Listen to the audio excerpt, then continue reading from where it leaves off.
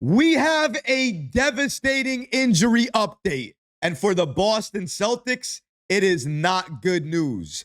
Jayson Tatum, Boston Celtics superstar, according to Shams of ESPN, has a torn right Achilles. And due to that, he is not only going to miss the rest of this series, he is likely going to miss the entire season next year. We're also going to take a look at Mitchell Robinson, who recently clapped back at a lot of his haters who have been talking trash about him during the postseason. We're going to break down all of these latest reports today. But before we get started, about 52% of you watching this video right now are not subscribed to the channel. If you're enjoying the content, please go ahead and hit that subscribe button because it could really support all the great content that we're creating for you. And now, let's get started. Horrible Jayson Tatum injury update. After Game 4, the Knicks are up 3-1 against the Boston Celtics, the reigning defending NBA champions. So obviously, everybody in New York is hype, excited, and we're all celebrating. However, on the Boston Celtics side, they're saddened and they're disheartened. And obviously, they would be feeling that way because we all saw what happened to their superstar, Jayson Tatum, in Game 4. Non-contact injury. He goes down. He's in a lot of pain. At that point, we're all probably thinking it looks like an Achilles injury, an Achilles tear. But nobody wants to say that because we all want to wait to see what the MRI results say. But obviously, he has to get helped off the floor. He gets wheelchaired to their locker room. It already doesn't look good. And then recently, Shams of ESPN drops the information that everybody was waiting on and confirms the worst for the Boston Celtics and Jayson Tatum. And he reports the following. Shout out to Shams Charania of ESPN for giving us this following information. According to him, breaking, Boston Celtics All-NBA star Jayson Tatum underwent surgery to repair a torn right Achilles tendon. Catastrophic season-ending injury for one of the NBA's young faces and the Celtics with a long rehab awaiting. So not only was he diagnosed with a right Achilles tendon tear, but he also had surgery already to repair that tear. Shams continues here by stating, Tatum has played the most regular season and playoff contest of any player in the NBA since entering the league in 2017. 706 games, and led the Celtics in total points, rebounds, and assists over the last 2 postseason runs, including the entire 2024 finals en route to a title.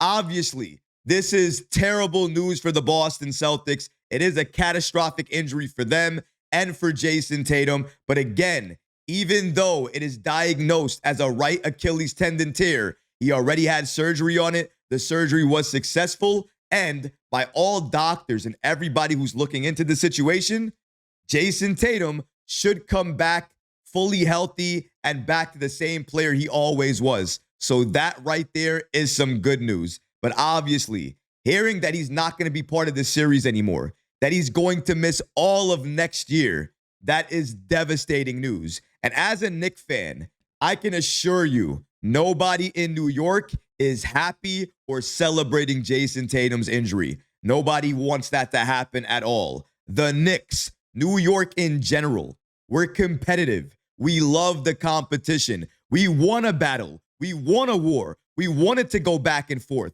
We want to win like that. Nobody in New York, nobody on the Knicks wants Jayson Tatum to be injured, be out of the series, or anything like that. Because I think I speak for most people who watch this series. Game 4, that third quarter, the superstar battle that we were witnessing between Jayson Tatum and Jalen Brunson, by far is my favorite part of this postseason run for New York. It was haymaker after haymaker. I love that game. I love that third quarter. And even though I don't like the Celtics, I clearly don't want them to win. I don't want anything good to happen to them. I am never wishing bad on them. I am never wishing injury on them. And honestly, the Knicks do not want to beat the Boston Celtics like this when they're injured. We want to beat Boston at full strength. And there's a lot of reasons to it, but there's one main one. When the Knicks beat the Boston Celtics, there's always going to be this cloud hanging over the series victory.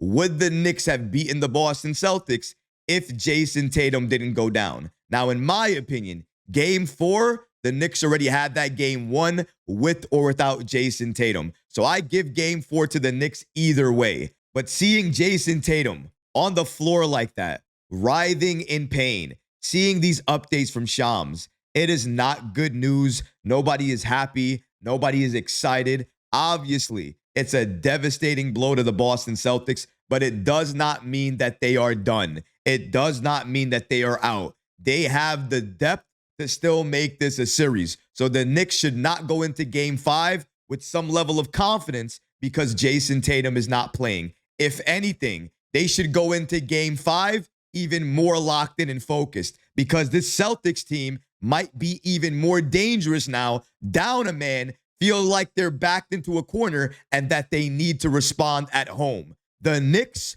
are the best road team in the postseason, and we get to prove that again tonight when we face the Boston Celtics. But going back to Jayson Tatum, I want to wish him a speedy recovery, and my thoughts and prayers are with him and his family during this difficult time. You never want to see a superstar like him, a player like that, go down with this type of injury. The only good news we can take from this is that Tatum should be back better than ever, and that's a little bit scary. We saw how good he was during this series.